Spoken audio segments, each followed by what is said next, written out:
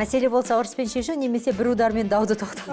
Бір-ақ удармен шеше салу керек қой. Тегін тапса, тегін бер деген. Жоқ, біз былай келістік қой. Иә, боттыш. Ал бота, сөйтші ғане. Алыс-беріс жасамай-ақ қояйық деп келіскенбіз. Құдалыққа келген кезде қарасақ, бұл кісілер ағашы 9-ы бар, ағайын 9-ы бар, достар 9-ы бар. Көңілім келсе қырып жоям, бәрін істейм, көңілім келмесе жата берем. Жүректі жаралағандарды кешіру немесе бет бұрмастан ұмыту. Рұқсат бермей қояды деген қорқыныш болмады ма? Кішкене болды. Болды ма? Иә, кішкене болды. Раханның папасын байқамадым. Араласқысы келетін адам ниеті басқаша болады ғой негізінде. Әркімнің өзінің намысы бар деген сияқты ғой. Өзің үшін өмір сүретін жасқа келдің. Құдама да айтып қойдым, жақсы құда қарастырыңыз десем. Әзірлеп қояды. Шығам ба күйеуге, шықпаймын ба? Мен үшін ешкім жауап бермейді. Арайлым, дайындалыңдар, бір күні мамаңды ұзатып отырайық өстіп.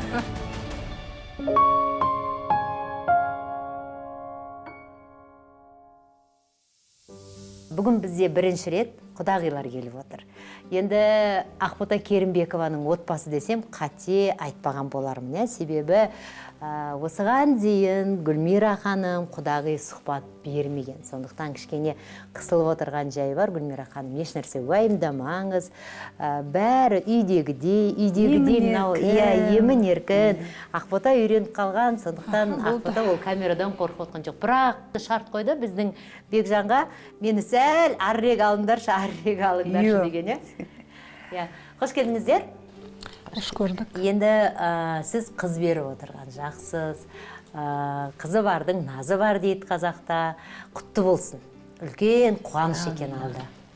Той қашан?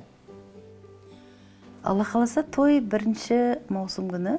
Үлкен тойды жоспарлап отырмыз енді. Күн жылысын, жер көгерсін деп. Адамның емес, Алланың дегені болатын рас қой. Енді балалар кездесіп жүрді, бірақ бізде жоспарлағанбыз күн жылған кезде тойларын жасаймыз деп. Енді Алланың қалауы болған шығар. Осы ораза айының бір күн қалған кезде келісіп, келінді түсіріп алайық дедік, не болса да. Сөйтіп, Аллаға сағыз шүкір, келінді түсіріп, үйіміз толып, қуанып жатқан жағдайымыз бар. Гүлмира ханым, менің ойымша, сізді Ақбота толығырақ таныстырған жөн-ау деп ойлаймын. Ыңғайсыздау екен, құдағиыңыз қай жақтан, қалай болды деп бас салған апа. Әлде қалай? Дұрыс, құдағи. Жоқ, құдағиын өзінен сұрамайсыздар. Бұрын танитын бедіңіз, келісім шарт қалай болды құдағилар? Жоқ, бұрынды танымадық осы. Балалар үйленеміз деп өздері шешім қабылдағаннан кейін, енді екі жақ атана әрине кездесуге асығамыз ғой. Кездесуге. Қандай елмен құда боламыз, қай жақтан қыз аламыз деген сияқты. Енді ол әрбір ата-ананың арманы ғой. Жақсы жермен құда болу, жақсы келін алу, жақсы күйеу балалы болу деген сияқты. Сол бір үлкен бір арман, ниеттің бір тілектің бір орындалғаны шығар. Аллаға тағы да сансыз шүкірлер деймін. Кереметтей құда-құдағи бұйыртып, алтындай қызды болып жатырмын. Енді өзіміздің оңтүстіктің өңірі, сөзімізде жарасады, ойымызда жарасады. Гүлмира құдағи, қай жақтансыздар оңтүстік болғанда? Біз сол қазіргі Түркістан облысы Түлкібас ауданынан. Қай ауыл? Түлкібас ауданы Кемербастау ауылынан. Айтпақшы достар, кадрдың сыртында Ақботаның келіні, Гүлмира ханымның қызы, айолым, кіре ғой. Жаным ау, шәйнегін ұстап, қанша мен отырғаны кешірім сұрайып. Келе ғой жаным ау. Рахмет. Келіннің тәтті шаймен бастаймыз деген еді сценарий бойынша. Міне, кештетіп болса да. Рахмет жаным.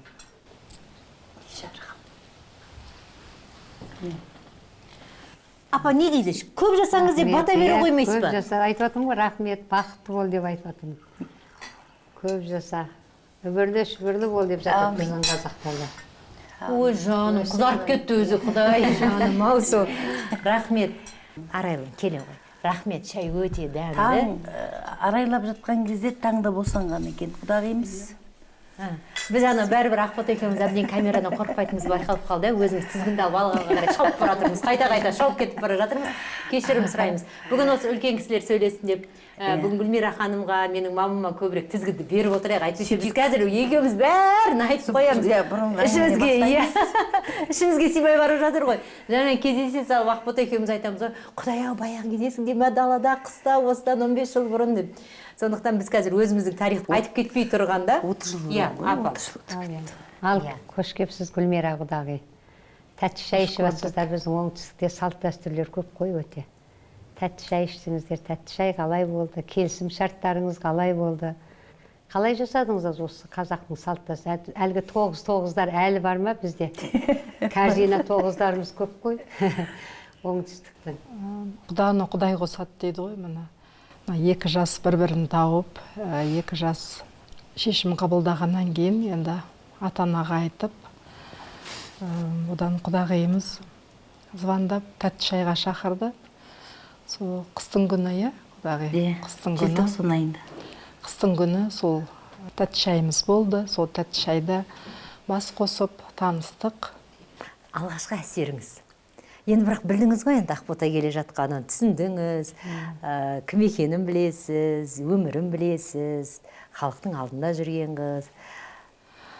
Бұл кісінің, құдағиымның маған ұнағаны бірінші өте қарапайымдылығы. Өте қарапайымдылығы, мен жұлдызбын не деп тұрған жоқ. Өте қарапайымдылығы ұнады. Одан үлкен құдағиымыз Бебіжар апамызбен де жолықтық. Ол кісі де өте ақылды, дана кісі екен. Ол кісімен жолығып, сол тәтті шайымызда отырып, бір дестен бұрыннан бір-бірімізді танитындай, сондай жақсы әңгіме айтылып кетті. Сол кезде шешілген еді, қазақта бар ғой, теңін тапса, тегін бер деген. Сонымен ешқандай ырым-сырым жасамаймыз, балалар бақытты болса болды деп сөйтіп келісіп, ойнап күліп, сол құдалығымызды өткізіп, сондай болады деп сөйтіп келіскен тұғымыз. Осы жерде кішкене нақтылай қойсақ, бола ма рұқсат етсеңіз? Мен қазір есіме түсіп отыр, енді алғашқы келін, енді мамамның келін түсірген кезі ол бір қиын 2000 жылдарға келді. 2000-нің басы, қайта құру кезеңі, тойхананың жоқ кезі, жалпы ақша жоқ кезі ғой. Сол кезде есімде жаңағыдай бір столовойды жалдап, бәріміз қыстың күні құлақшын бас киіммен, сырт киіммен отырып, жаңағын өткізгенбіз. Ол кезде де бұлай құда түсіп алған жоқ, өзара келісіп, ол мен келін, жаңағыдай алып қашты жасады ғой, алып қашты жасады, бірақ енді келісіп алды. Сіздер қалың бердіңіздер ма? Мен есімде жоқ. Бердіңіз. Қалың мал, ол кезде 50 мың теңге емес, сомның уақытысы осы. 50 мың теңге ол кезде. 50 мың теңге. Сол 99-да өзімде тұрмысқа шыққам, сол кезде жаңағы әжем айтып жүрген ғой маған, енді барған кезде сұрайды сенен қалың малдарың қанша, сол кезде айтып 50 мың деп.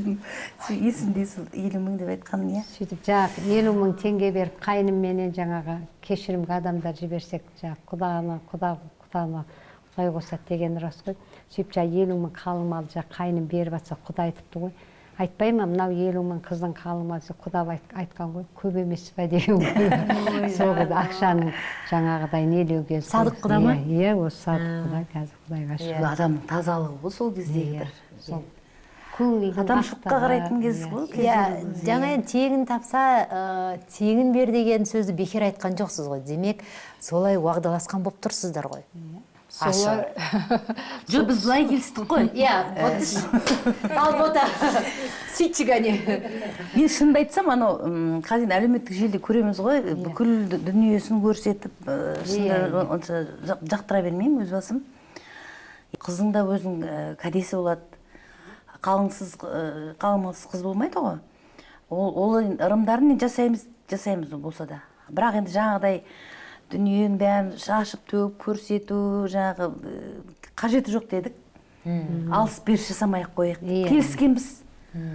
тоғыз деген сияқты Киіт. жаңағыдай киіт Иә. Наташа да оны Иә, кимейді да ол қалады да ғой ну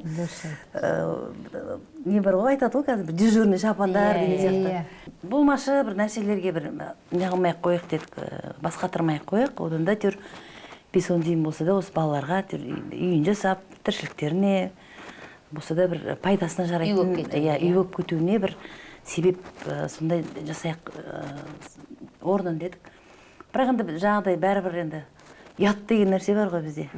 Ұят болады ғой, құрсын ағайыны келеді, досы келеді, жараны келеді.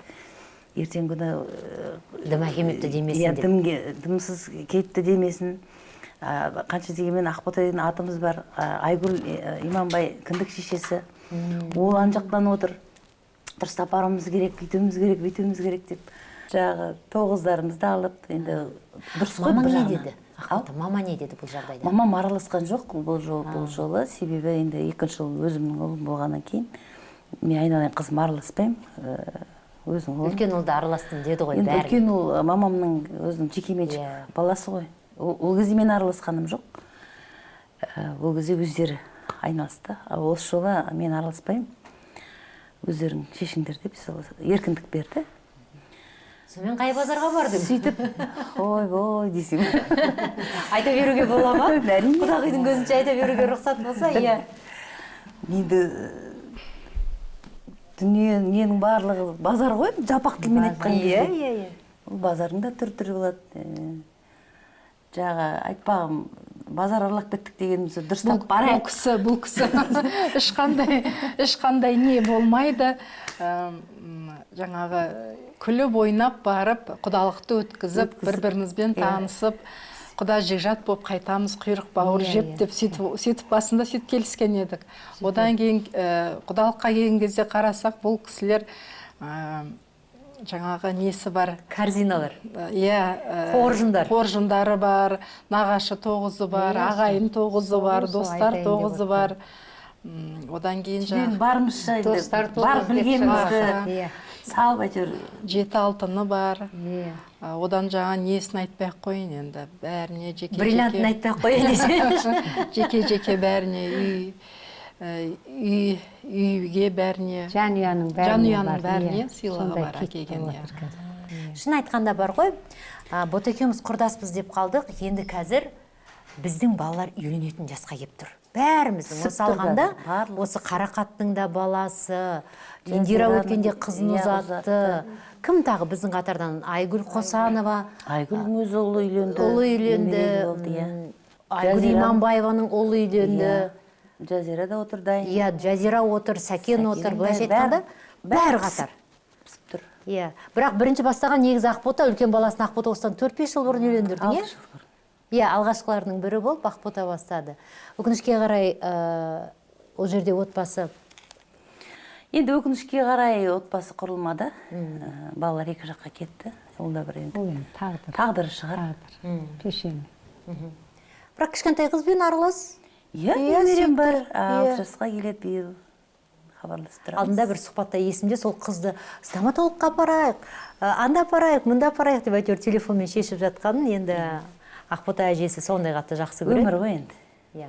Ал енді Гүлмира құдағи, бірнеше сұрақ қатарынан қойсам, қысқа жауап беруіңізге болады. Қыз ұзату көз жасы ма әлде қуаныш па? Қуаныш. Қуаныш дегеннен қуаныштың көз жасы шығып отыр сізде. Кішкене мына салфетканы алып сүртіп қойсаңыз болады. Күйеу баламен сөйлесу тікелей ме әлде қыз арқылы ма? Қыз арқылы. Жақсы. Ақботамен жақсы келісім. Құдағи татулығы ма әлде достықтың басы ма? Татулық достықтың басы. Жекжат, жекжат туысқандықтың басы. Бәрекелді. Келін бақты ана тәлімінде ме әлде ене тәрбиесінде ме? Қыз бізден кеткеннен кейін енді ене тәрбиесіне өтеді деп ойлаймын.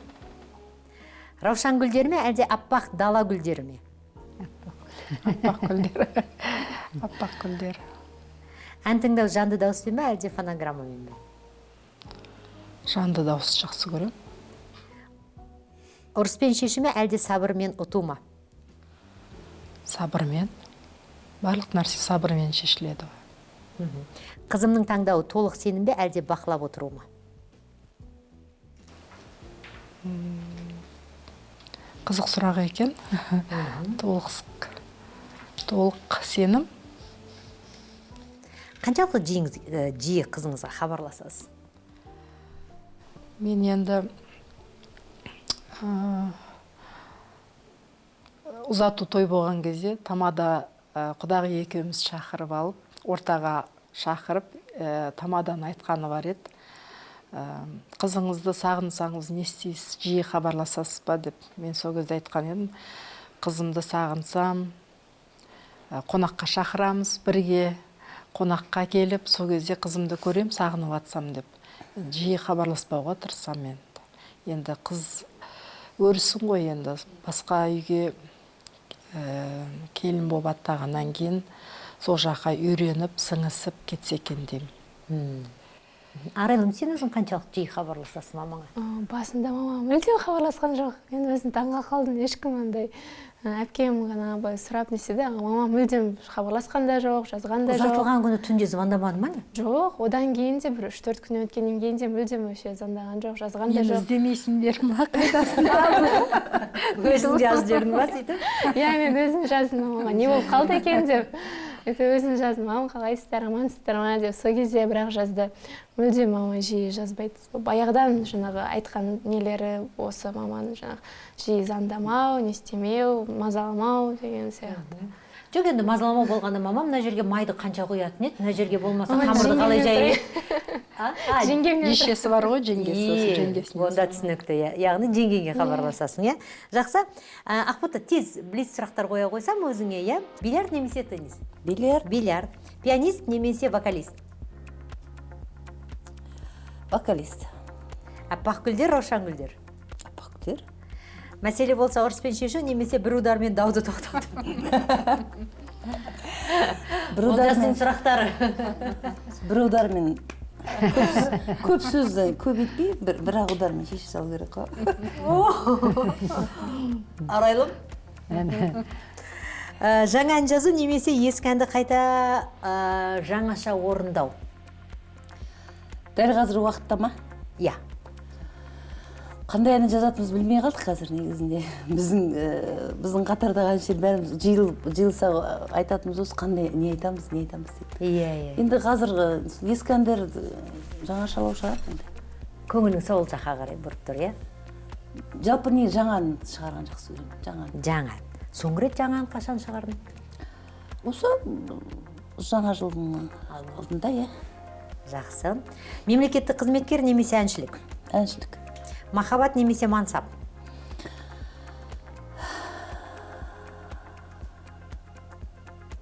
Махаббат. Тез шешім шығару немесе ұзақ уақыт ойланып, жайбарақат жауап қату? Мен тез шығарам шешімді. Удар болғасы тез шығады. Удар болғаннан кейін тез шығады. Апа, удар ма, ұлдар ма? Удар мен бірақ шешем деді ғой барлық нәрсе. Мен ойладым ғой ұлдар деп. Ақбота енді ұлдардың анасы. Сондықтан мүмкін шынында да. Өткенде осы не адамын ғой ондай? Шыдамсыз. Жыбырлақ. Жыбырлақ жыбырлақ. Иә. Тынымсыздық дейді. Әділ ең бастысы. Әділ, шыншыл. Еңбекшілден тынбай. Маған қызық.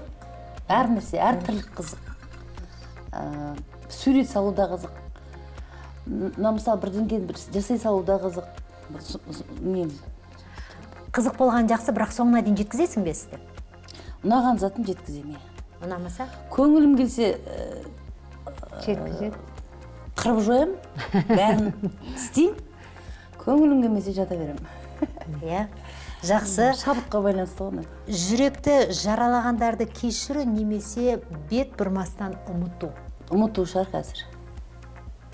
Біздің жаста дейсің ғой. А? Біздің жаста дейсің ғой. Біздің жаста, иә, қазір. Ұрысқым да келмейді, ренжігім де келмейді. Тыныш бұрыла салам болды. Уақытша сынақ немесе мәңгілік күйзеліс? Уақытша сынақ қой енді барлығы. Мәңгілік күйзеліс болмайтын шығар, Құдай сақтасын. Иә. Ал біздің Арайлымға қойып шықсам, рұқсат етсең, шаңырақта үлкеннің сөзі ме, әлде екеуара кеңес пе? үлкеннің сөзі. Базарлық қажет пе, әлде ескіліктің қалдығы ма? Ескілік. Жақсы, базарлық дегеніміз бір кәдесый, болмаса ескі салт дәстүрлерді қайта ұстану, ұстап қалу, дәстүрлерді жалғастыру. Ескі. Ескіліктің қалдығы деп есептейсің, е? Қажет пе? Қажет. Жақсы, онда мен сенің ойыңды дұрыстап жеткізейін. Яғни базарлық, яғни қазақтың салт дәстүрлері қажет, арғарай жалғасын тапқаны жөн деп есептейсің, е? Бәрекелді. Мамаңмен дейін, е? Мамаңмен билер тойды ма, әлде бірге ән айту ма? Таңдау болса, мысалы. Негізі екеуіне де жоқпын, бірақ ән айту дейсің. Жақсы, ән айту. Дастархан дәстүрлі қазақ ма, әлде заманауи стильде ме? Қайсысы ұнайды? Заманауи стилде. Жақсы. Ашық сөйлесу ме, әлде іштей түсіну ме? Ашық сөйлесу. 91 ма, әлде Музарт па? Музарт. Музарт. Жақсы. Қиындықта жылау ма, әлде тісімді тісіме басып шыдау ма? Жылау. Ой, жаным. Құдай сені жылатпасын. Махаббатты күнде дәлелдеу ме, әлде бір рет шын айту жеткілікті ме?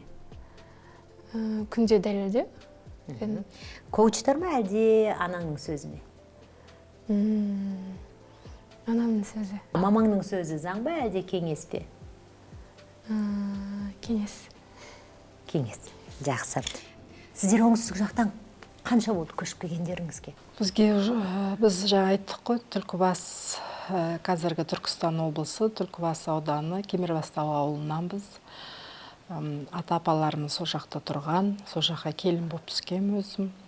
Табиғаты өте әдемі, қазақтың Швейцариясы десе де болады. Өте өзім келін болып түскенде таңғалғам, жан-жағыма қарап. Сондай әсем, тау, жан-жағым бәрі тау, әсем, көк күмбек. Сондай табиғат тамаша жердеге келін болып түскеніме шүкіршілік етем. Біздің Алматыға келгенімізге де 20 жылдай болып қалды. Сіздер көршісіздер, жақын тұрасыздар, сонда? Арайлым осында балабақшаға барды, Алматыда, осында оқыды, осында білім алды. Оңтүстіктен дегенмен сіздер бәрібір осы жерде екен ғой, бәрібір Арайлым осы жерде. Бір жерден болғанмен, бірақ көрмегенбіз ғой. Бұл кісіні мен көрмейтім. Балалар бір мектепте оқыды. Сөйтіп танысқан сол мектепте, қай сыныпта? 10-шы сыныпта танысқанбыз. 10-шы сыныпта танысып, сөйтіп біраз Қай мектепте оқыды? Каменкадағы ма? Мен сол Қырғауылда. Қырғауылдағы мектепте ма? Бір көргеннен құлай сүйеу емес, сол мектептегі махаббат алғашқы махаббат болып тұр ғой. Негізі олай емес. Ол кезде біз мектепте негізі бірге оқымадық. Біз мен олардың классына көшіп келдім, сыныбына көшіп келдім. Қаладан Ол ауысты? қалаға көшіп кетті жаңа оқуға. Екеуміз бірге негізі көріспейтінбіз. Одан кейін жаңа туған күндер нелер болды, сол кезде оны шақыратын, сол кезде келетін ол. Сол кезден көретінбіз. Ол кезде тек қана көретінбіз. Одан кейін мен мектеп бітірдім, 11 бітірдім. Одан кейін жаңағы университетке түскен кезде бірінші курстың соңында уже қайттан өзі не істей бастады. Жазып, не істеп, содан басталды. Мектеп кезде ондай әлі басталған жоқ болатын. Сөйлесіп, ондай жоқ болатын. Мамаң айтқан жоқ па, қызым, жоғарғы оқуды орын бітіріп ал, ертең Маған айтқан еспей. жоқ қой. Дос болып жүрген айтқан жоқ қой. Мен оны жақында ғана білдім. Дал болайын дегенде жақын. Маған айтқан жоқ. Мен қызым оқуыңды оқы, біліміңді ал деп сөйтіп жүргем ғой. Айтпайтын. Сөйтіп қалай болды сонда? Бір күні келді, мама тәтті шайға сіздерді шақырып жатыр деді ме? Сол кішкене бір жақын уақыт қалған кезде айтты. Мам, мүмкін сізді тәтті шайға шақырар деп. Барасыздар сіздер, мама, папа, мама, сіздер барасыздар. Тәтті шайға шақыру мүмкін осы жақында деп. Сол кезде барып естідік. Папасы қалай қабылдады? Әкесі енді үйде Арайлым кіші қызымыз ғой, кенже қызымыз. Әкесі кішкене ойланып, содан енді қазақта сөз бар ғой. Жол мұраты жету, қыз мұраты кету деп.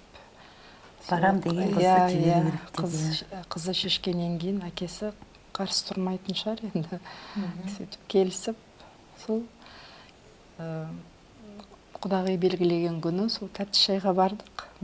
Ақбота нешінші құдағиыңыз? үшінші құдағи. кенжетай. Біз алдында тұңғыш қызымызды тұрмысқа бердік, ұлымыз үйленген, 4 немереміз бар, Құдайға шүкір. Бұл енді кенже қызымыз. Мама пападан жасырып жүрдің бе сонда, жігітің бар екенін, уағдаласқаныңды, мүмкіндігінше соңына дейін? Иә. Қорықтың ба әлде ұялдың ба? Ерте деп санадым. Өйткені біз жаңағы 18 жастан бастап жүре бастадық жаңағы. Одан кейін ол кезде жастың ерте, ол үйдегілер оны түсінбейді. Біз негізі 4 жылдан аса жүрдік. Осы жақындаған кезде, жасым 22-ге келген кезде ғана айттым отбасыма. Рұқсат бермей қояды деген қорқыныш болмады ма? Кішкене болды. Болды ма? Иә, кішкене болды, содан жаңа айтпадым. Есің Мамаға соңғы 1 жылда айттым ғой, жігітім бар. Жігітің қандай? Соны айтшы бізге. Жігітім өте андай. Құдай қосқан қосағың. Иә, сүйген жан жарым, жан досым мен.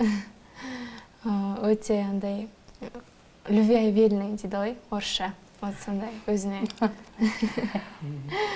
Мен жаңағы ер азаматым менің бүкіл жаңағы. Әлемде жоқ дейсің. Иә. Менде ғана айтпаймыз. Міне осылай ғой мынау. Сөзбен жеткізіп айта алмай жатырмын. Ол негізі басқаларға қарағанда маған ұнағаны өте ерекше ер азамат болды да. Онда ойлау қабілеті, несі жағынан, сондықтан сол таңдаған. Содан таңдадым. Сені қорғай білді, сені жақсы көреді. Солай ма? Иә. Иә? Ал жасы қаншада, арасы қанша? 1 жыл үлкен менен. Сіз қалай қабылдадыңыз күйеу баланы? Мен бірінші мен сол күйеу баламды, енді баламды ұнағаны маған, ұнағаны. Құдағиым жақсы тәрбие берген деп ойлаймын. Себебі өте білімді, ақылды бала. Одан кітап оққан жақсы көреді. Жан-жақты білімін толықтырып, одан бір несінде естігенім, өзім құлағым шалып қалғаны, өмірде бір тұлға болайық деген несі ұнады да маған. Өмірде бір жай ғана бұл өмірге келіп кетпей, өмірде бір өз орнымызды тауып, биіктен көрініп, абыройлы болып, бір тұлға болайық бұл өмірде деген сол жауабы айтқан сөзі маған сол ұнады. Құдағиға рахмет, жақсы тәрбие берген, өте тура жолда, иманды, сондай саналы, сондай жақсы жігіт деген үміттемін. Ләйім сондай болады деген ойдамын да. Енді есімде ғой, кішірек кезде бір киноға, бір жаққа сұранатын болсақ, біз мамамызға айтатынбыз бәрін. Ары қарай папаға өзі жеткізетін. Енді айтамаймыз ғой тіке. Сонда бұл кісілерде күшті анандай тәсіл ойлап тауыпты да, әкеңнен сұран деген. Біз сұранамайтынымызды біледі да, әкеңнен сұран. Иә? Тура сол сияқты қызыңыз бірінші кеп сізге айтты ғой. Ары қарай папаға өзіңіз жеткізерсіз деп. Сөйттің бе Арайлым? Иә? Оны айту да сізге қиындау болған шығар. Еріңізге айтып түсін. Еріме, жолдасыма айттым енді әкесіне. Әкесіне айтқан кезде кішкене ол кісі біраз ойланып қалды. Ойланып қалды, қалай болады екен деп. Мынау папасы иә Арайлымның? Құдамыз. Мынау ұзату ма? Ұзату той аха. Осы жерде Ақботаға жаңа айтып жатырмын ғой, Ақбота, өнерде қаншама достарың бар. Мысалы, жігіттер. Неге мына ұзатуға сені қолдап қасыңа бармады деп? Келді ғой. Туысқандар бар, нелер бар. Ағайын, қайын жұрт, туған туысқандар жинағанда өзі мәслихат жасап. Ақботаның біз ұл туралы айтып жатырмыз, күйеу бала деп жатырмыз, ұл деп жатырмыз. Есімі? Ахан. Ахан. Екінші ұл. Екінші ұл. Жасы 23-те қазір, қателеспесем.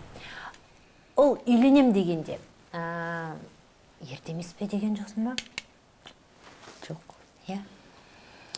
Қазақта мақал бар ғой, бас екеу болмай, мал төртеу болмайды деп.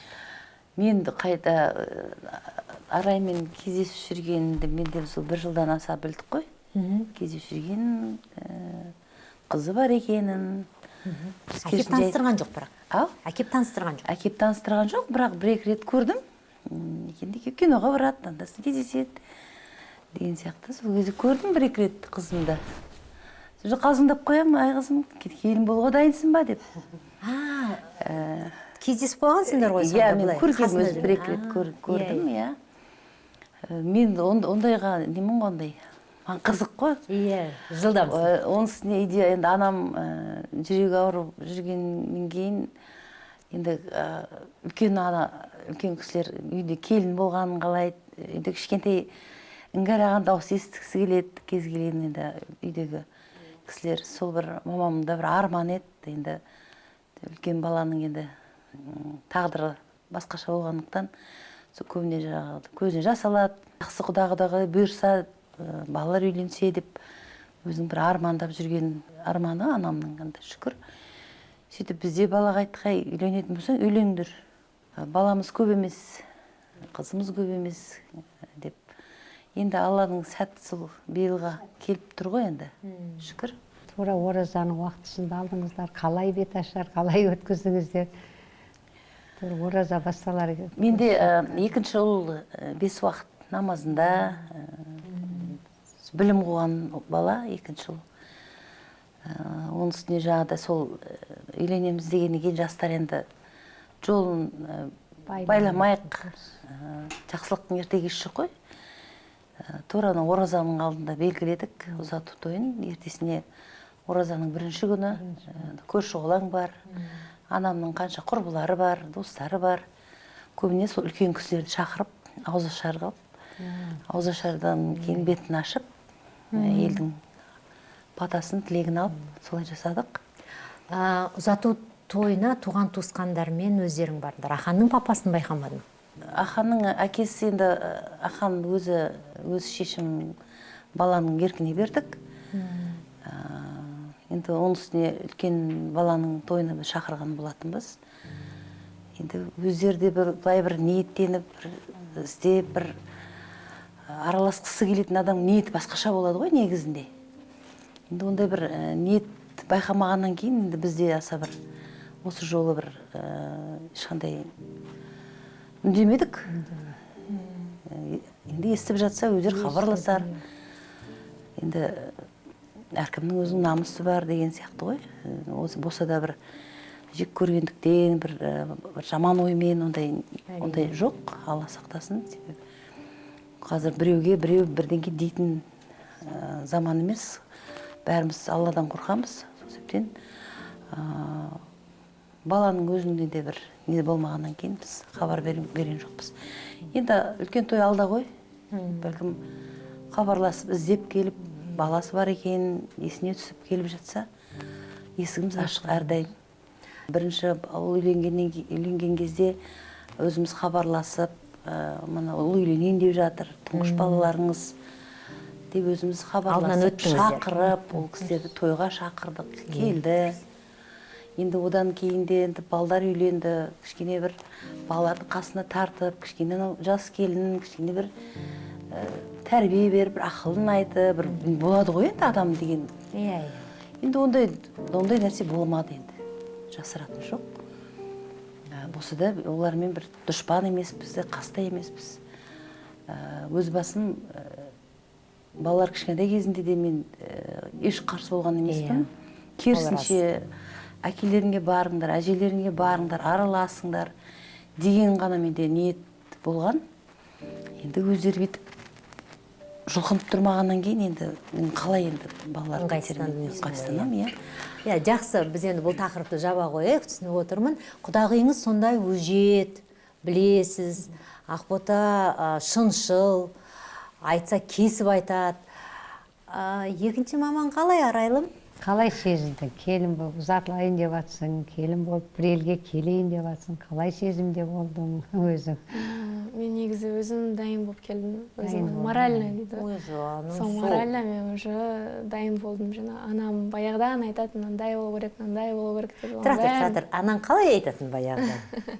Не дейтін? Жаңа шай қойғаннан түсініп отырған шығарсыздар. Енді қазір современный жастар ғой деген күннің өзі мынаны толтырып бере салды болады, мысалы. Онда тұрған ештеңе жоқ. Бұл жерде енді бізге қызмет жасаудың да қажеті жоқ. Түсірілім ғой?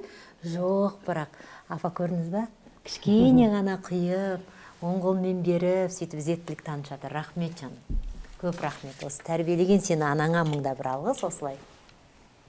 Иә, сол жаңағы маман баяғыдан маған емес, үлкен әпкем болды. Әпкем кезінде де айтып отыратын өзінің жаңағы ақыл кеңестерін, соны естіп уже ойыма жаңағы түйгеннен кейін уже жаңағы дайын болып келдім негізі. Не деп айтасың? Кейін ұзатылғанда, өз үйіңе барғанда, үлкендерді құрметте.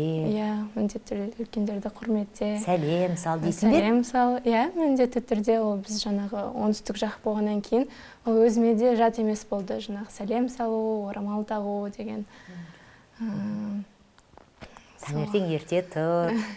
Ерте тұрып сәлем саласың ба? Иә, міндетті түрде, әрине. Кейде 2 рет 3 рет сәлем салатын ұмытып кетеді ғой деймін. Саған ба? Кейде мен де үйде көп болмаймын, анда етіп қаламыз, мында етіп қаламыз. Ол жағынан Аллаға сал шүкір. Құдағиым үлкен рахмет, жақсы тәрбиелеген қызды. Тамақ жасауды үйреттіңіз бе? Бұл үйде кенжесі болды ғой, Арайлым. Үйде кенжесі болғаннан кейін өзім одан әпкесі, жеңгесі болды үйде. Жаңа жеңгесі тамақ дайындайды. Бұл енді тест оқуын бітірді, тестке дайындалды, оқуға түсті. Үйдің кенжесі болғаннан кейін кішкене тамақ жасамай жүрді. Сонда айтатым, қызым, енді біз үйге қонақ көп шақырамыз. Қызым айтам, қызым, тамақ істеуді үйрен, сен жат жұрттықсың, қыз қазір қонақсың үйде. Сол барған кезде сол үйде тамақ істе. Мама, уайымдамаңыз, мен барғанда жасаймын. Жасаймын, сөйтіп айтады ғой. Сөйтіп, бірінші күні бүкіл шкафты аштым, ыдыс-аяқпен таныстым. Қалай болды? Қарадым, бәрін жаңағы өзім негізі андай нені ұқыптылықты өте жақсы көрем. Содан кейін сразу келген кезде жаңағы бәрін қарадым, не бар, не жоқ, өзім не бойынша бәрін өзгертіп қойып алдым. Қарадым. Өзіне ыңғайландырып. Не қара? Тфай. Біз ана есіктің алдында былтыр не соққанбыз ғой, времянка дейді ғой. Иә. Жазғы үй. Жазғы үй. Иә. Мамам жазғы үй салыңдар деп мама айтып, мынау үшеу даже неменеге салдым мен деймін да. Жазғы үйде отыратын болсаң, осыны салып бермедім ба басында деймін, қалжыңдап.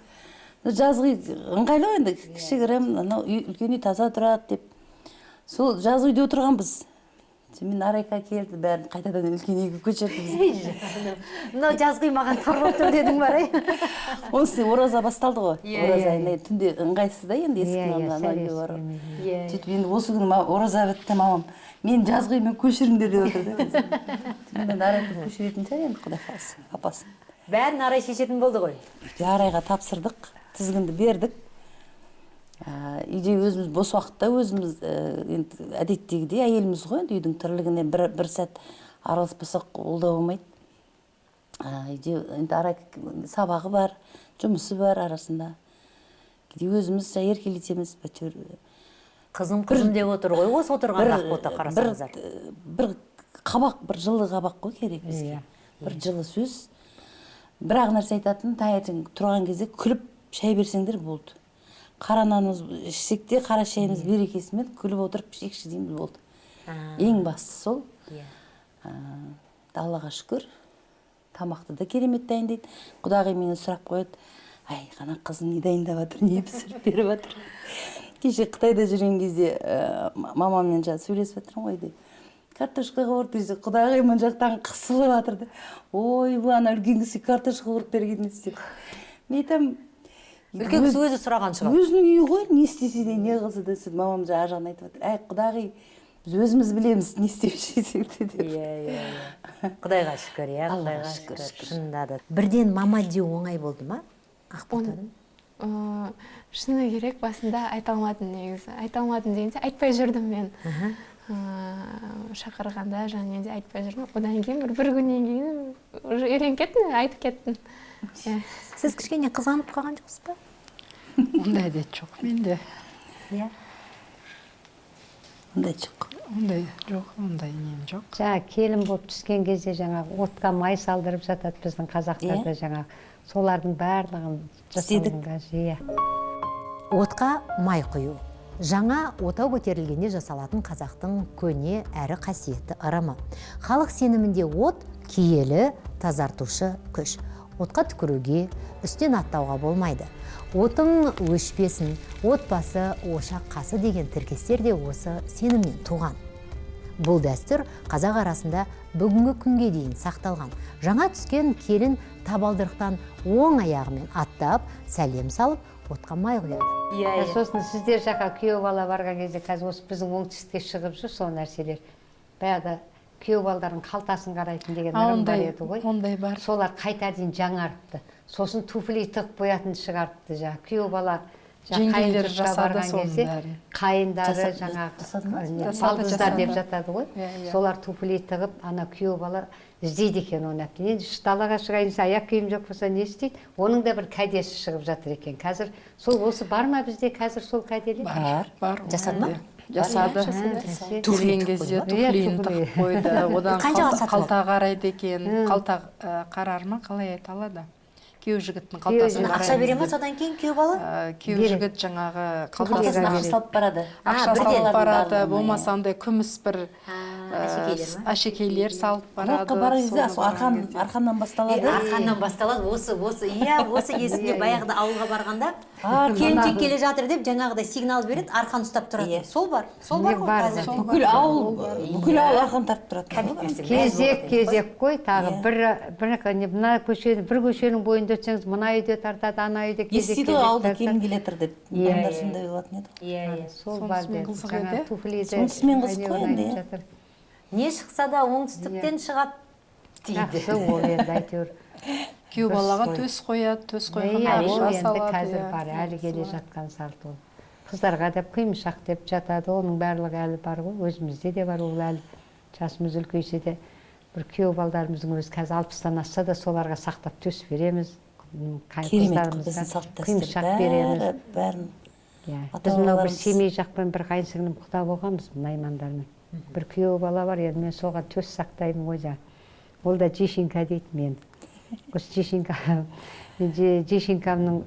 жешенка мен ұмытып кетті ма, неге ол төсті бермей жүр екен деп ойлайды екен де өз. Ол менің ойымда бар ғой, білем ғой ол. Соны анада шақырып төсін сақтап қойып берсем. Бәсе, мен жешенка мен ойламай қалған ба, мен күйеу бала болмай қалдым ба деп ойлап еп, жоқ ұмытпапсыз деп күлетін, жалғыз балдызым дейді. Сол Ризабектен басқа күйеу балаңыз жоқ қой соған қарағанда. Жаңағы Ризабекке бересіз ғой? Иә, Ризабек ең жақыны сол жерде осы ғой. Иә, туыстарыңыз. Қазақта күйеу баласы қайын жұртына қонаққа келгенде арнайылап табақ тартылады. Ал ішінде міндетті түрде төстік болады. Әрі оны күйеу бала мүжіп жеу керек деген дәстүр бар. Бұл тек қуатты тағам ғана емес, символдық мәні зор кәде. Төстік қабырғалармен шебер қиысқан бірліктің, татулықтың белгісі. Сол арқылы күйеу бала екі жақ құдаларды тату етіп, береке әкелсін деген ниет жатыр. Сол сияқты ол әлі бар ғой, бізде ол дәстүр қалмаған, ол жақсы нәрсе негізінде. Ал жақсы, өткенде келіннің туған күні өтіпті, бір әдемі құттықтау жариялапты. Оқыдыңыз ба апақтаның құттықтауын? Оқып берейін ба? Бүгін менің алтын келінімнің, қызымның, біздің шаңырақтың шырайын кіргізіп, отбасының сәні болған ардақты келіннің туған күні. Сен біздің әулетімізге береке әкелген, ақыл мен көрікті тең ұстаған асыл жансың. Сенің бойыңдағы мейірім мен тәрбиең, инабат пен ілтипат біздің мақтанышымыз деп жазба қалдырған. Не деген құттықтау, иә, апа? Жақсы. Жауап қандай болды? Жақсы. Рахмет, мама. Рахмет, мама болды ма? Мама ол кезде жаңа Қытайда демалыста болды ғой.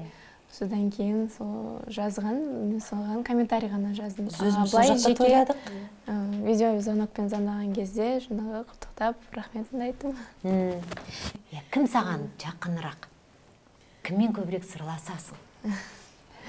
Үйде әже болғандықтан әжемен. Әжеге айтасың ба бәрін? Әжемен жаңа қалай болды дегенде еркелетеді. Біздің үйде үйдегілер ондай қатты еркелетпейді да. Кішкентайларды, немерелерді еркелетіп қазір үйреніп қалған. Немерелерге көп көңіл бөліп кеттік та қазір. Енді біздің үйдің қазір кішкентай болсын. Иә. Сол түскен кезде мама да, жаңағы әже де қатты еркелетіп, сүйіп, не істейді. Сол басында кішкене андай қызық болды өзіне ше, ондай көп болды көрмегендіктен сондай қызық болып жүрді. Одан кейін үйреніп кеттім. Содан кейін жаңа мамалар Қытайға кетіп қалды жаңа 7 күнге. Сол кезде уже сезіне бастадым, что уже үйреніп қалғанымды, және де жаңа маманы сағынып, мама қашан келеді? Құдағи мен еркелетіп жүрді ғой. Иә. Сол тез жаңағы Құдайға шүкір үйреніп, сіңісіп кеттім. Мүлдем жатырқаушылық деген менде болған жоқ барған кезде. Ең бастысы өзің еркелей аласың, иә? Иә. Өз ерке болды ғой үйде. Құдай қосқан ақылды ерке болсын деймін да, ақылды болу керек. Ол еркелететін бізде көп отбасыда көп еркелетесің ғой жаңағыдай. Еркені көтеретін келін керек десең. Көтере алатын, соны түсіне алатын. Неге мені еркелетіп жатыр? Неге мені баптап жатыр? Деп келін келіп әр отбасына түскен келінге сондай бір сана берсін деп тілеймін. Болса да біз қазақ бәрібір мейірімді халықпыз ғой. Бәрібір жаным күнім деп тұрамыз, әсіресе оңтүстік. Енді бірінші келінді еркелетпеді деп ойлайтын шығар көбісі. Керісінше онда жаным күнім бірінші келін болғаннан кейін төбемізге көтердік, жасыратын жоқ. Енді жағы сөзімнің астарын айтпағым, соны түсіне алса бағалай білген ғой. Әр нәрсенің қадірін білу ғой. Дұрыс айтасыз. Сол нәрсе бізге керегі. Осылар өздерімен өздері болып, бақытты отбасы болып, өсіп өнсе. Кейде мен мамам айтып қалады, кейде келіннен қызғанып қаламыз баланы деп. Ондай сезім сондайлар болады екен, сол баласын келіннен қызғанатын. Мен өзімдің де бір орталарым бар да, бір құрбылар болады. Сонда сол жаңа келін алған кезде баласын келіннен қызғанады екен жаңа. Баламды келіннен қызғанам дейді. Құдағи айтыңыз бар ма сонда? Жоқ, Құдай сақтасын. Мен айтамын да, ойбай неге деймін да, ол бір өз баласын шын жақсы көргеннен кейін неғылған. Мен ұлдарымды шыны керек дүниеге әкелген болмаса баққан анам ғой үйде. Үшеуінде. Мен жұмыс істеу керек болды, ақша табу керек болды. Жеткізу керек болды. Жеткізу керек болды. Осыларды оқыту, шоқыту, әйтеуір ешкіммен кем болмасын, әкесі жоқ демесін, жалтақтамасын, жөтеңдемесін деп барымыз тапқанымыздың барын осы 3 балаға әйтеуір қолымыздан келгенше әйтеуір. Осылар ертең біреудің қолына қарамасын деп үйді де салдық. Ішпей жемей осы балалар деп. Сондағы енді осы мен оларға бір әкесі сияқтымын ба, әкесі сияқты бір мен солай қабылдады да олар. Балаларға ылғи да жаңағыдай еркек болу керек. Сенің міндетің ертең бір әулетің болады. Сен басшы болуың керексің. Еркектің міндеті ақша табу, дүние табу. Ертең енді өзімнің тағдырымен басқаша болғандықтан ер азаматтың әйелдің қолына қарап, әйелдің арқасына күн көру деген мен үшін еркек емес, сондай қалыптасты да менде. Ол шариғатта да жалпы тоқ өтеріне келген кезде әр адам, әйел де, еркек те өзінің міндетін атқарса, өзінің рөлінде болу керек. Өз рөлінде, өз міндетін атқарса, береке болады деп ойлаймын. Ал енді ер азамат болып, ертең әйелдің қолына телміріп отырған қазір көбейіп кетті ғой, өкінішке орай, бірақ сол себептен мен балаларды еркек болыңдар, мықты болыңдар деп барынша әйтеуір тырыстым. Үйдің еркегі болдым дейсің ғой? Үйдің еркегі болдым енді жасырып. Енді Диас Қытайда? Димаш Қытайда. Үлкен ұл Алматыда, қалада тұрады. Ортаншы ұл қолда, келін қолда. Енді өзің үшін өмір сүретін жасқа келдің. Қазір өзім үшін өмір сүрем, шүкір. Үйде ата-анам, бала-шағам, сен айтпағың жеке өмір ғой енді. енді Құдай қаласа бұйыртып жатса, Құдама да айтып қойдым, жақсы Құда қарастырыңыз десең. әзілдеп қояр. Әзілдеп қоямын, енді өзіңіз Дәл қарастырыңыз. осы әзілдеп қойып деген жерін алмаңдар да, сол басыңдан алыңдар. Құдама айттым, жақсы бір құда болса деп. Несі бар? Несі бар? Бұйырса, иә. Жас. бұйырып Әрине. дұрыс айтады. Жассың. Ешкім ренжімейді, иә? Құдағи, қалай ойлайсыз, Гүлмира құдағи? Әлде ыңғайсыз ба? Жоқ, кімнен ыңғайсыз? Мен ешкімнен қорықпаймын, Алладан басқа. Ол менің жеке өмірім ғой. Иә, дұрыс айтады. Шығам ба күйеуге, шықпаймын ба, басқа қылам ба, ол менің жеке, мен үшін ешкім жауап бермейді. Арайлым, дайындалыңдар, бір күні мамаңды ұзатып отырайық өстіп. Жоқ, арасында қалжыңдап қойын ғой, мен қымбатқа сатып жіберіңдер деп. Өлтіріңдер мені, анау тиктокта не бар ғой, өлдейсіңдер ма маған деген сияқты. Балаларында өздерімен өздері отан болғанын қалай өз басым. Иә. Енді қазір үйде анам болғаннан кейін әрине үлкен кісі қанша дегенмен. Бірақ енді Алла қаласа Димаш үйленгеннен кейін жеке еншісін береміз ғой. Қолда қалатын бала ма? Ау? Қолда қалатын келін ба бұл, әлде Димаш үйленгеннен кейін еншісін береміз? Көреміз, Димаш енді кенжетай ғой, апасының жеке меншік баласы болды. Қай келін жайлы болса соны аласыз ғой. Негізінде иә. Солай ма? Қай келін, солай деп айтады үлкен кісілер. Қай келін жайлы болса сол қалады ғой. Сіздер өздеріңіз шеше береді екенсіздер, келін шеше береді, келін Арайлым. Шынымды айтшы, бір еншіңді алып шыққың келетін сәттер бола ма? Әзірге жоқ. Кейінірек болуы мүмкін десе? Кейінірек көре жатармыз. Иә. Ал жақсы, Арайлым, саған бір ойынымыз бар. Редакторларымыз біраз сұрақтар дайындады біздің Арайлымға. Ашки тағам десеңіз, рұқсат. Оқитын бар ма? Иә, оқитын бар. Ашкиімді әкеп алдым ғой, сосын Иә. оқытады Қазір болар сіз ма? Арайлымға сұрақ қойыңыз. Эфирге кеп сауат ашатын болдық, сауатты апа болдық, ойыншыл апа болдық. Апа, көрініп тұр ма? Иә. Ал, келінге Арайлымға сұрақ қойыңыз. Осыны айтам ба? Иә, міне, мынаны айтасыз, бірінші сұрақ. Оқиын ба? Оқыңыз, сөйтіп жауабын қараңыз, Арайлым кімді көрсететін, иә? Кім туралы айтып жатыр? Әйту. Нені? Сұрақ тоқсайшы, түсіп той кімді туралы? Қайдан білейін, мынаны оқы деген. Шеше, жоғарғы оқу орнын бітірмеген білдірмесеңізші енді. Енді айттым ғой жаңа енді, мына жердеген сауатымызды ашып, ойынпаз болады деп жатыр. Кім тамақты дәмдірек жасайды? Иә, Тек біреуін ғана мүмкін болса, жоқ, біріншіден келісіп алайық, Арайлым, көңілге қарау деген жоқ.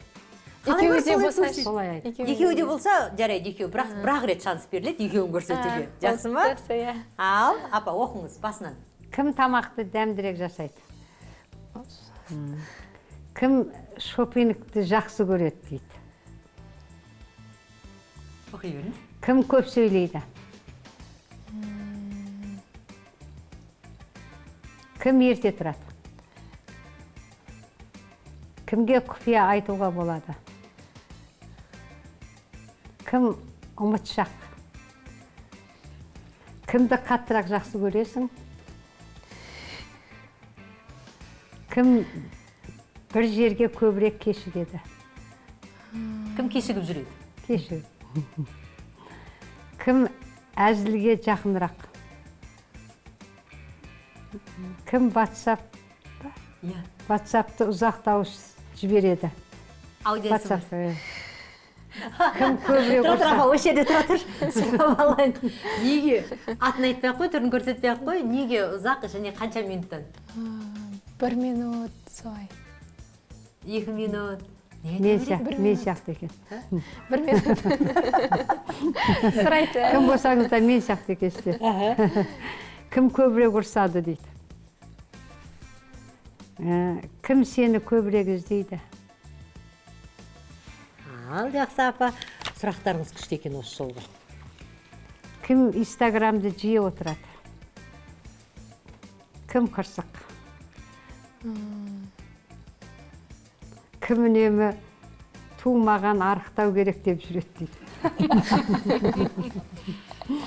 Кім тазалықты қатты жақсы көреді? Кіммен әңгіме айтқан қызық? Сен кімге көбірек ұқсайсың? Кім нанымен сенімге сенеді? Кім наным сенімге сенеді? Кім сенімге сенеді? Кім саған көбірек ақыл айтады? Әй, бәрекелді. Күшті, жауап күшті болды, отыра қой, Арайлым. Енді кейін монтаждалған нұсқасын көріп, шок болып қалмаңыздар. Енді біріншіден ескеріңіздер. Арайлым жас, жаңа келін болып түсті. Сондықтан арасында еркелеген шығар. Ешқандай мынандай өте әдемі апа, иә? Жақсы. Керемет, иә? Жақсы, өте жақсы. Экранға назар аударсаңыздар, экранда ребус, яғни мақал мәтелдер жасырылған. Ал Гүлмира құдағи, қандай мақал деп ойлайсыз? Құда 200 жылдық, құда 1000 жылдық. Бәрекелді. Ал мына жерде? Қызым саған айтам, келінім сен тыңда. Өте дұрыс. Бұл не болды екен? Қойшының аяғынан Жалғастырамыз? Келіннің аяғынан, қойшының аяғынан. Бәрекелді. Тікелей, суретке қарап солай айта беруге болады. Ары қарай. Көрпе, төсекке қатысты кішкене? Төркіні жақынның төсегі жиналмас. Бәрекелді, дұрыс. Ал келіннің қолындағы не? Топырақ қой. Келін ененің топырағынан. Бәрекелді, дұрыс. Келін ененің топырағынан, Ал? Жібекті түте алмаған. Жібекті түте алмаған. Жібекті түте алмаған жүн қылады. Келінді күте алмаған. Құл қылады. Құл қылады. Күн қылады. Бәрекелді, дұрыс. Қарай. Орамал. Ыстық. Ыстық. Не ыстық? Апа, оңай. Не істеп жатыр? Ыстық. Келіннің бетін кім ашса, сол ыстық. Бәрекелді. Бірден түсінікті. Ыстық, от. Келіннің бетін кім ашса, сол ыстық. Жақсы. Қамыр жайып жатыр. Абысын тату болса, білмейді. Жоқ. Ас көп деген. Ас көп деген ба, сома? Жоқ. Кереге алтын жалатылған байқап отырсыздар ма? Келін, жақсы келін. Барлық сөзді айтып қойдым негізі, байқап отырсаңыздар. Жақсы келін келсеп па? Міне. Керегесі болса, жарайды. Келіні жақсы үйдің керегесі алтын. Барлық сөзді айттым деген сол ғой. Ал соңғы құда күтіп жатыр. Құданы қалай күтеді? Шашумен. Тағы мақал, мәтел. Қалай күтеді? Құдайындай күтеді. Құдайындай күтеді. Ал жақсы, рахмет. Ал бізге енді тағы да Арайлым үйде, үйдің тірлігін бәрін өзің жасайсың ба? Арасында маман көмектесе ме? Көмектеседі. Қыз кезінде үйде тігіс тігіп, түйме қадап, үйреткен шығар анаң. Мысалы, делік. Түймесі түсіп қалды күйеуіңнің көйлегінің. Сосын жыртылып қалды. Алаңдамай, анаң үйреткендей, екі анаң үйреткендей, түймесін тігіп, жыртығын жамап. Енді бір сынап жатыр демек қой, қыз сыны емес, келін сыны емес. Сіздер айта отырыңыздар. Ой, жаным, кәдімгідей. Өзімнің нағашы апам қолынан бәрі келетін. Оймақ оятын, одан кейін көрпешенің, құрақ көрпешелерін, неше түрлі құрақтарын құрайтын апам. Одан кейін тоқитын, тігетін, ісмерет апам қолынан бәрі келетін. Мен ұқсамын. Енді үйде мамам тігеді. Өзінің мәшинкесі бар баяғы. Қол машина. Жеңгесі келін болып түскен кезде бергенде жеңге. 70 қай жыл деді? жыл деді ма, сол кезде артынан алып келген екен қол машинасы қарабай. Сол машина әлі үйде бар. Соны анам әлі күнге дейін базарға барған кезде инесін алады, майын құяды, әлі істеп тұр. Сонымен тігеді. Ол жақсы ғой. Оны кейін не алып бергем жаңағыдай қазіргі электрический. Бізге болмайды екен ол, менде де Сол болмайды. өзінің бұрынғы машинасымен. Сол жақсы ғой. Қолмен, иә? Жоқ, машинке бір бая Қол, бұрынғы. иә, қол кәдімгі айналдырып отырады осылай, иә? 40 жылдан асып кетті ғой, сол, иә, сол машина. Мама қазір қаншаға келді? Мамам осы 12-сі 68-ге келді. Денсаулығы жақсы ма? Шүкір, қазір жақсы. Жүрегіне 2 рет операция жасаттық қой. Бәсе, кішкене өзіңмен бірге өлең айтып, сөйтіп жүретін еді кезінде. Сол биыл шабыттанып жүр енді, сол мамамыз сахнаға. Бір арманым, бір Бұл енді Ақбота концертін жасап елге де халыққа да танымал бол. Біздің Шымкенттің жаңа аппақ гүлмен шыққан қыз ғой ол. Сахнаға да халықтың алдына. Ол кезде Наурыз дегенді өткізбейтін заман. Бір жерде той болып жатса, өлеңнің мұндай жаңағы өте көп кез емес қой. Сондай баржыған жерімізде осы Ақботаның ақ гүлімен, аппақ гүлімен халықтар билеп, сонымен кейінірек сонымен Наурыз өткізіп, ұлттық киімдер киіп, сөйтіп жүрген Ақбота бұл енді. Бұлар да кеп қапты ғой, міне елуге жақындап. Мама, соған не айтқыңыз келіп отыр? Сол енді Ақботаның енді танымалдығын айтқым келіп отыр да. Өзіміз де көрдік мен. Келдік елуге айтпаса да апа. Қалдың ғой. Орта жасқа бізде келгенде осы Ақботаның сол аппақ гүліне өзімізде биледік қой, соны айтқым келіп отыр мен енді. Дұрыс. Ақботаның арттарыңыздан келе жатырмыз. Келе жатырмыз, иә. Қайта сіздер барда біз көп нәрсе уайымдамаймыз, ашығы. Мамаларымыздың көзі тіріс кезінде сіздер жаңағы жөн жоралғының бәрін білесіздер, мән бере бермейміз. Оның үстіне Ақбота ұлдардың барлығын өзі жеткізді. Ашық Ақботаның көрген қаншама қиындығын мысалы айта бермейді ғой, енді құдағи оны өзіңіз де білетін шығарсыз. Алып қашпа әңгіме, анау мынау болады, енді ол танымал болғаннан кейін сөзлеспесе де ол иә.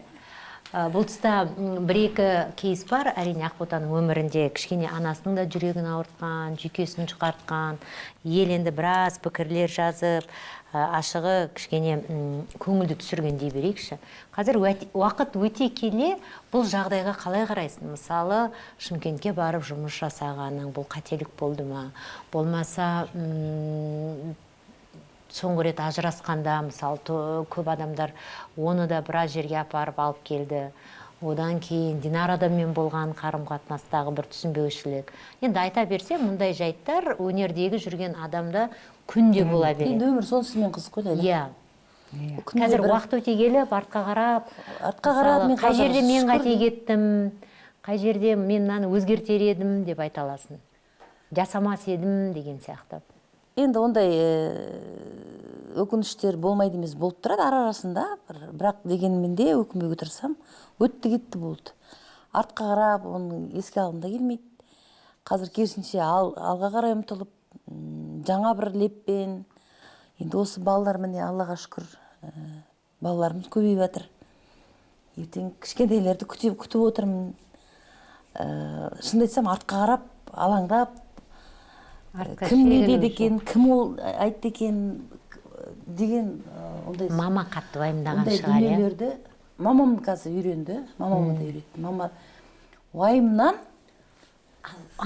уайымнан шешілетін болса, бәріміз отырмаймыз да, уайымдап, ол ештеңе шешілмейді. Бәрімізде барар жеріміз бір, есеп беретіміз де ақиқат.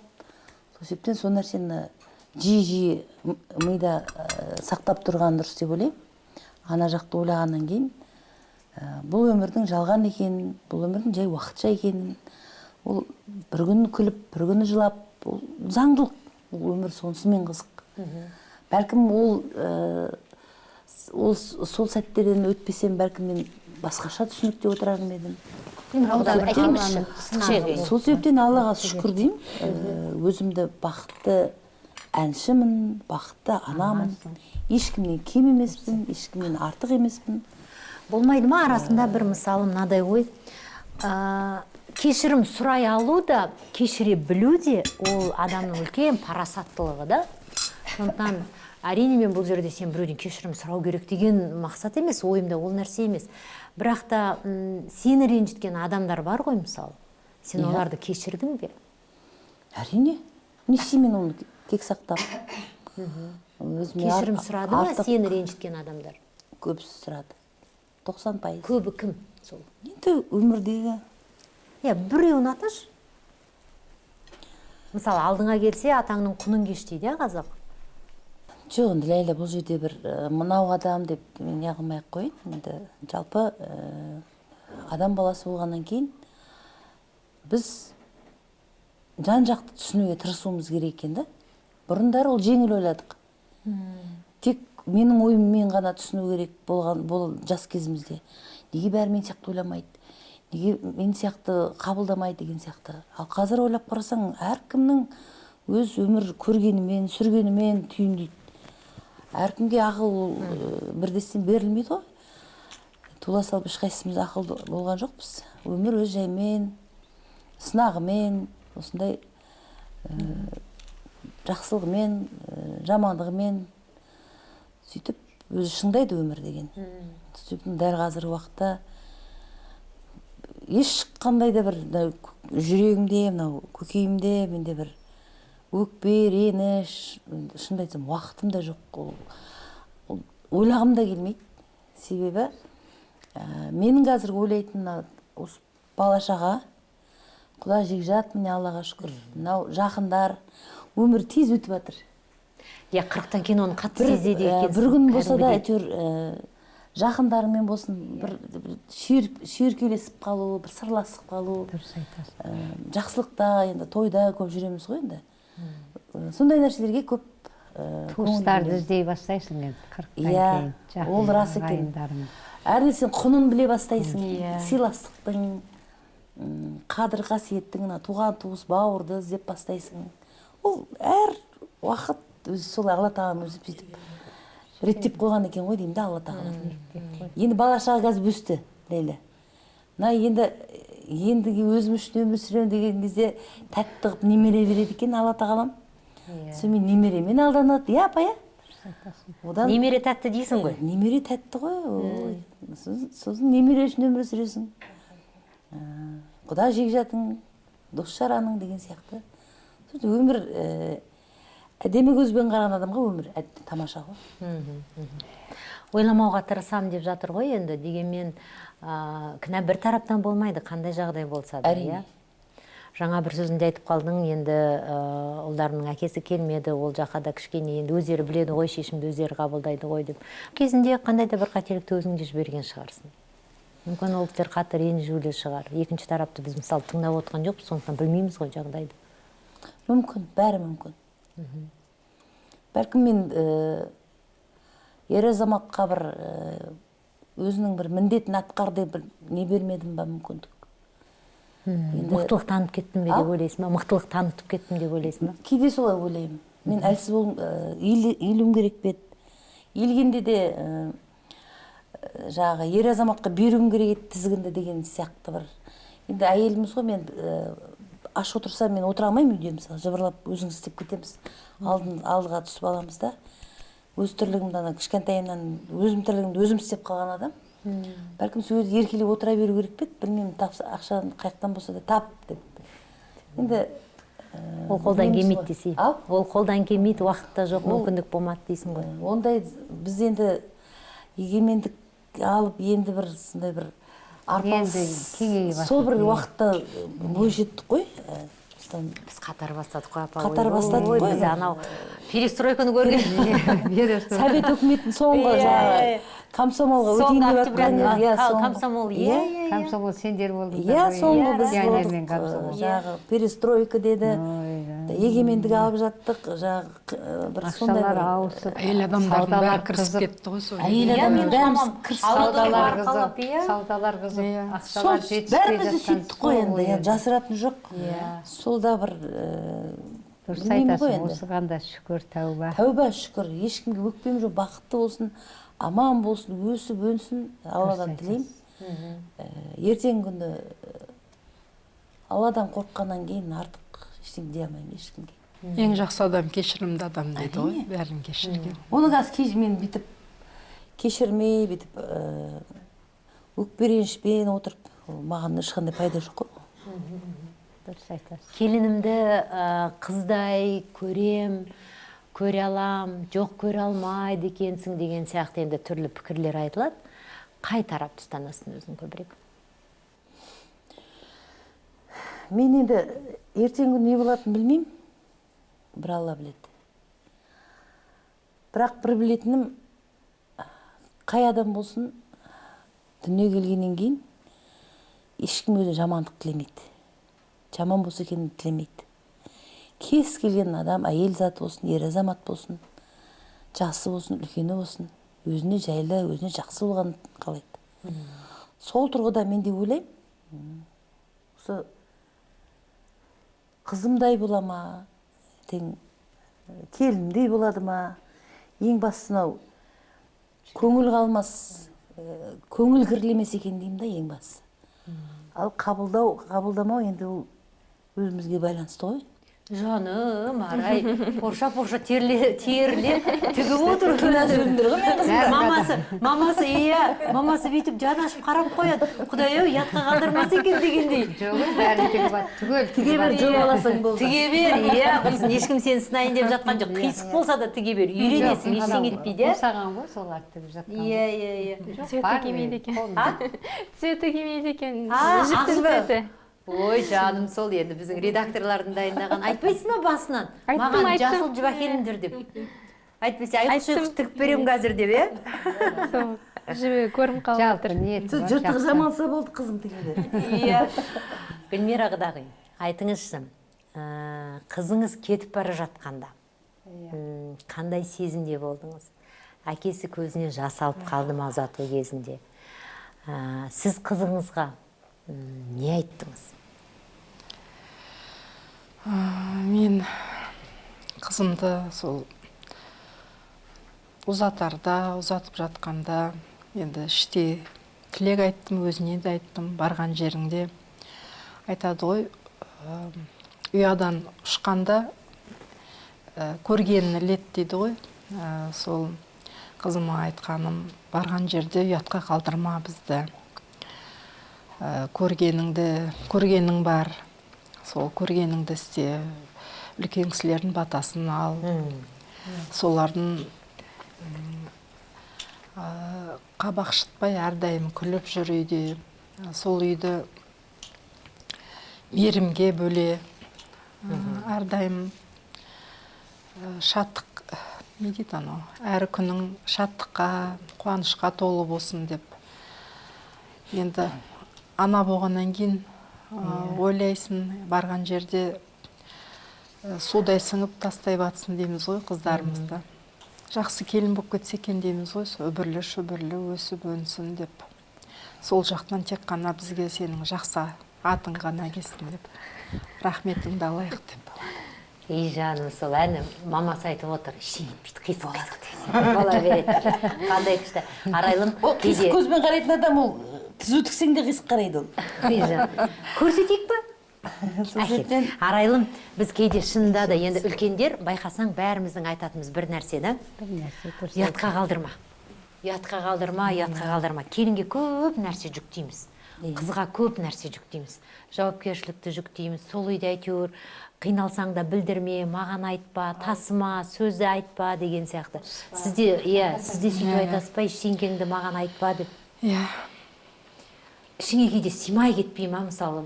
Білмеймін, ешкім сені ренжітпейді ғой ең басы? Жоқ. Анау баяғыда бір не айтқан екен ғой. Қызым, мына жастық саған деп, анасы жастық берген екен.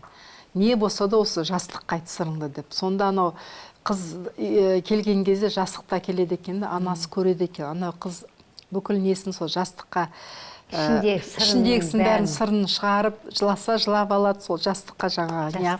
Содан жастықтан біледі екен. Сөйтіп 1 жыл, 2 жыл, 3 жыл, содан кейін қараса жастық кебуш, нәрсе жоқ. Содан анасы, болды енді, қызым сол жаққа сіңіп кетті, сол жақтың адамы деп. Енді, бір жерге сонша жыл ата-анасының қолында өсіп, өніп, бір сәтте басқа шаңыраққа барып бірдестен сол шаңыраққа бүйтіп үйір болып кету ол өте қиын, оңай емес. Еркелете алмайтын, еркелеткісі келмейтін енелер бар ғой. Енді бар неше түрлер бар. Қандай енесі көріп те жатырмыз, естіп те жатырмыз. Бірінші Арайлымнан сұрайықшы апа. А? Арайлым, мамаң қандай? Енең. Иә, мамам жаңағы сразу бір келгеннен жаңағы жаным күнім деп еркелетіп. Кейде ашуланып қалса, Жоқ, ондай мүлдем болған жоқ. Ашуланып. Ашуланатын уақыт болған жоқ дейсің. Кейде бір іс-әрекеттер ұнамай қалса, Ақбота қалай жеткізесің? Мысалы, балаң арқылы жеткізесің бе әлде? Бір-екі рет болды. Иә, қалай отырғызып сөйлесесің бе? Бір-екі рет болды, балам арқылы жеткіздім. Енді өзің тікелей айтқан, енді ғой үйреніп жатқанбыз. Енді 2 ай болған жоқ әлі. Болса да мен айтам, өз үйде кейде өз мамамызбен де кейде ренжісіп қаламыз ғой бетім. Мама деген сияқты. Енді үй отан болғаннан кейін бәрі жағдай болады. Кейде балаңмен де ренжісіп қаламыз. Сондай сияқты солай қабылдау керек та. Ренжіспейтін адам жоқ емес, болады өмір болғаннан кейін. Бірақ ең бастысы мына жүректің түбірінде зіл ұстамау керек та. Қалай айттың балаңа? Балаңа қалай айттың? Қалай айтасың? Балам арқылы айттым дейсің, қалай айттың сонда? Балам айттым, жаймен, балам, бүйтіп сәл ескертіп қоя сал, дедім, болды. Мен де күліп, сөйтіп неғып жүрем үйде. Анам қасқабағына қараймын, мамам күліп жүрсе екен деймін. Жүрегі ауырғаннан кейін енді уайымдаймын көп. Сөйтіп білдіртпеуге тырысам, анамызға көрсетпеуге тырысам. Жастық демекші анда-санда өзімізде де болады ғой, әрине. Темірден жаратылған жоқпыз ғой. Әрине. Кейде бір болады бір сол кезде жаймен жастықты алып, қалайсың деп бүйтіп. Ақбота қойшы, сен жастықпен сөйлесетін жастасың ба десем, сөйлеспейтін қызға ұқсайсың. Болады. Іште кейде бір шеріңді шығармасаң, көз жасы шығармасаң, тұншығасың. Кәдімгідей тұншығасың. Кейде бір. Кейде жастықты барып тексеріп жүрмеңіз ертең. Анамның көзінше жыламауға тырысам. Өткені бір рет бір қатты бір ренжігенде болды. Ренжігенде бір қатты жүрегіме қатты қабылдадым. Сол жағы тұрмыста енді дұрыс болмағаннан кейін өмірімде жылап келгем ғой, енді мен де еркемін ғой, бір үйдің жалғыз қызы. Деп еңіреп келгем. Жаным ау. Айналайын қызым, мен сен бақытты деп жүрсем бақытсыз екенсің ғой деген сөзі. Содан кейін анам көзінше жыламаймын. Мамам жүрегін ауыртпайын деп, Ауыртпаймын, Барлық адамда болады. Өзіміздің де басымыздан өтіп кезінде кейде мамам өзі отырып жылап отырады. Ұрысқанда айтамайсың ғой ешкімге. Адам шығып, байыңа да айтамайсың, шығып, далаға шығып, жылап кеп қайтып бетті жуып жүре береді. Өтті ғой ондай. Құдай дейсіз ғой, Бірақ енді қазір жастар басқа, қайта сіздер рахмет өйстіп, қызыңызға көмектесіп жатқан, мамам деп келіннің өйстіп отырғаны қандай күшті. Шын айтқанда енді Арайлымға да оңай емес. Екі бірдей енемен тұру, екі ененің көңілінен шығу, қала берді сүйікті жарының көңілінен шығу. Ол мысалы бәрін таста өздері тамақ істеп ішет жүркеттік қыдырамыз десе, мысалы ол үлкендердің көңіліне қарап қалуы мүмкін. Енді екі ортада бүйтіп жалтақ болған ешкім қаламайды. Сондықтан Арайлым барынша саған қайта өйстіп көмектесіп отыр қазір. Түсінуге тырысамыз. Сондықтан рахмет сіздерге. Ашығы үлкен неге қатал болып отса, мысалы мына жерде Ақбота болып келін менікі, шаруамыз бол. Сыртқы бейнем қатал көрінетін шығар, бірақ ішкі әлемім жұмсақ қой менің. Мысалы болдық, кеткен қыз араласпаңыз десе де құдағиына, енді еш айтпайды ғой Ақбота, жалпы деймін да. Жоқ, ондай айтатын да бар шығар, енелер бар ғой, мысалы құдағиына айтады екен ғой, қызыңды бердің ба маған, тиіш отыр дейтіндер де бар ғой енді. Енді араласа беретін. Араласа бергеннен кейін айтатын шығар енді. Менің ойымша Гүлмира ханым ондай емес, Жоқ ғой. Енді көрініп тұр ғой. Ондайдан болмай-ақ та қойсын. болдырмай-ақ та қойсын. Иә, дұрыс. Сондықтан арайлым, жарайсың. Құлыным сол. Қараңыздар, арайлым әп-әдемі қылып. Бәрін тігіп шықты. Иә, міне, апа қайда міне. Жамап қойды мына жыртығын. Күйеуінің көйлегін осылай жамай алады екен. Көрсетейін бе? Міне. Қараңыздар. Жібі сәйкес келмейді деді, бірақ міне әп-әдемі. Көрініп тұрған жоқ, ақ жіппен тіккен. Жарайсың. Түймесі қайда міне, апа түймесін де қадады. Әп-сәтте. Барлық түймелерді қадап шықты, иә. Әне, қолынан бәрі келетін қыз. Бар. Қазақилығы бар екен. Шүкір, иә. Ол жас беріп жатыр, кейде тілмен жеткізе алмағанды қаламмен жеткізіп жатамыз. Осы жерде өз еріктеріңіз. Не істеу керек? Кімге хат жазам десеңіздер, кімге тілек жасам десеңіздер, кімге өтініш жазам десеңіздер, өмірге, анаңызға, келініңізге, қызыңызға маңызды емес. Осы тұста хат жазылғанша мен сыйлықтарымды дайындап қояйын, я балаусаның және Икбайырдың.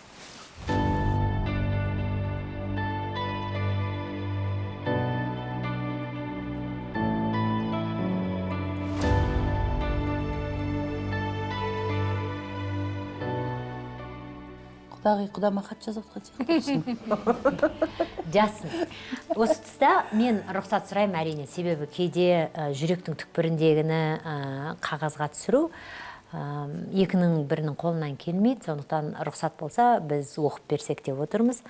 Және бұл жерде арайлым өзінің отбасына жазған екен, өз еліне, өзінің барған жұртына, ал Ақбота барлығына жазым дейді. Соған қарағанда тілек сияқты. Апа, сіз Ақботаны күн ұстап отырсыз, Гүлмира құдағи асықпай жаза беріңіз. Күйеуіңізге деген сағынышыңызды байқадық.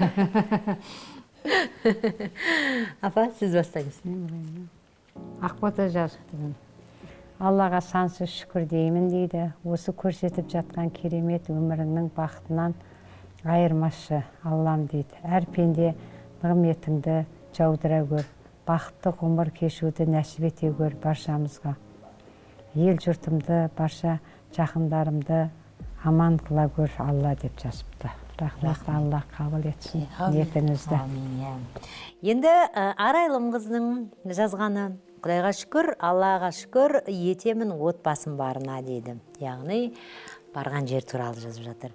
Қасымда сүйген жарым, әжем, әкем, аналарымның, бауырларымның аман жүргендеріне шүкіршілік етемін. Әрдайым 12 мүшелеріңіздің аман саулығын тілеймін дейді. Әрқашан отбасымызда шаттық, береке, молшылық, түсінушілік пен тату тәтті өмір сүрейік дейді.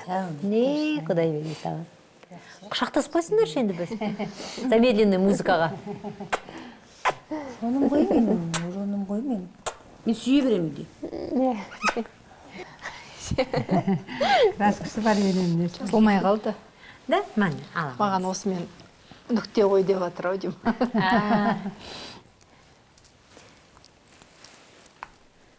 Мен әжем марқұм андай сүйе беретін. Мен сол кісіге тартып кеткем. Көшеде бала көрем ба, бір сүйе берем, әдетті. Үйде балаларды сүйем, екеуін кезектесіп. Кіші ұлды сағынбайсыз ба? Жылына қанша рет келіп тұрады? Кеше барып келдім ғой. Қытайға көрдің ба? Кеше сол Ал былай жылында? 7 ай болған кеткеніне. Осы жыл барып. Сол Қытай тілде ма? Иә. Кіші бала араласа ма папасымен? Өздері сөйлесіп тұрады ғой, Иә, айтып отырады, жағдайын. Ақбота бар ма? Қандай да бір шарт? Қандай шарт? Енді, мысалы, құдаға айтып жатсың ғой, құда тауып беріңіз маған деп. Енді қалжыңдап дегенмен. Мысалы, жақсы бір азаматты кездестіріп жатсың. Өткенде Ханьянда болғанда ғой, әзілдеп сөйтіп. Неге бірге шомылып, бірге жүрген, қыдырып жүргенімізде ғой, құда әзілдеп ойнап айтқан. Жоқ, мен мысалы шын сұрап тұрмын. Не бұйырса, жан? Орайы келіп жатса? Орайы келіп жатса, өзім сүйістірайым халықтан. Жақсы, естідіңіздер ғой, Ал, Гүлмира құдағидың жазған оқи қояйын. Құдайға шүкір, бүгін Ләйлә Сұлтанқызың анасымен жүргізген сұхбатына келіп отырмыз. Сіздерге зор денсаулық, шығармашылық табыс тілейміз. Рахмет сізге. Құдайға шүкір дейін, Ақбота құдағимен болғаныма. Құдағи болған. Құдағи болғаныма. Жақсы ұл тәрбиелеп, саналы, салиқалы ұрпақ тәрбиелегеніне. Ахан балам қосағымен қоса қарсын. арман мақсаттарына жетсін деймін. Апасының, анасының сенімін ақтасын, жемісін, рахатын көрсін. Құдай қаласа үлкен биіктен көрініп, абыройы болсын. Еліміз, жұртымыз аман болсын, бейбітшілік заман болсын, балаларымыз бақытты болсын. Құдалығымыз 1000 жылдық болсын. Әумин. Әумин. Құдалық 1000 жылдық болсын деп бүгінгі хабарымыздың атынан да сізге сыйымыз бар. Апатай, мынаны сіз Ақботаға ұсына қойыңыз, сыйлай қойыңыз. Құдағи Гүлмира ханым, енді Балаусаның несіменен Балаусаның ба? Ой, рахмет. Сіздің жолыңыз бақытыңызды берсін бізге. Құдағиға құдалықтарыңыз 1000 жылдық болсын. Әумин, Құдағи әумин. сіздікі. Мен бірден тағы балам ғой. Балаусаныкі. Және мынандай кішкентай бір сыйлық біздің келінге, қызымыз Арайға. Арай ала ғой. Тағы балыңыздар, ертең тойда. Иә. Жарқырап Той 1 жүріңіздер. маусым екен, Құдай қаласа эфирге қай уақытта шығатынын білмеймін. Тойға дайындық жұмыстары дәл қазір жүріп жатыр. Арасына қосқанымыз болсын, өздеріңіз Ой, қарарсыздар. рахмет. Ары қарай сыйласаңыздар да болады. Импайрдың осы бір сыйлығын қабыл алғайсыздар. Көп рахмет. Бүгін келгендеріңізге сіздерге де уақыт рахмет. бөліп. Жастар бақытты болсын. Ең бастысы. Құрметті Жұғысты біздің болсын Ләйлә саған. Иә, аумин. Арайлым сияқты келін келе берсін маған. Әр қазаққа адал, иманды, салихалы келін келе берсін. Иә. Ұрпағымыз көбейіп, солардың жақсылығын көре берейік. Апамыз аман болсын алдымызда. Сіздер аман жүрсеңіздер, біз бала болып жүре береміз. Апа бір бата беріп жүрмедіңіз Иә, бе? бір Осы батаңыз жастар беріп бақытты жіберіңіз. болсын. Біздің ар жақта көріп отырған көрермендеріміз бақытты болсын. Арасында апаны сынап аласыздар, мені сынап аласыздар. Пожалуйста, ренжете бермеңіздер деген бір. Ал апа, Ал, бүгін эфирімізге келіп отырсыздар, құдағилар. Жас келінмен келіп отырсыздар. Жастар бақытты болсын, үбірлі шүбірлі болсын, дендері сау болсын. Сіздер бар, халық бар осы. Сіз өзіңіз халықтың қалаулығысыз ғой. Осы халықтың сүйікті келіні, сүйікті ұлдары болып, құдалықтарыңыз 1000 жылдық болып, дендеріңіз сау болып, амандықта, жақсылықтарда жүздесуді нәсіп етсін. Амин. Барша халыққа жұғысты болсын. Рахмет. Үйренесіз өйсіп, журналист ба шешең деп сұрайды. Журналист болайын деп атыр шешесін.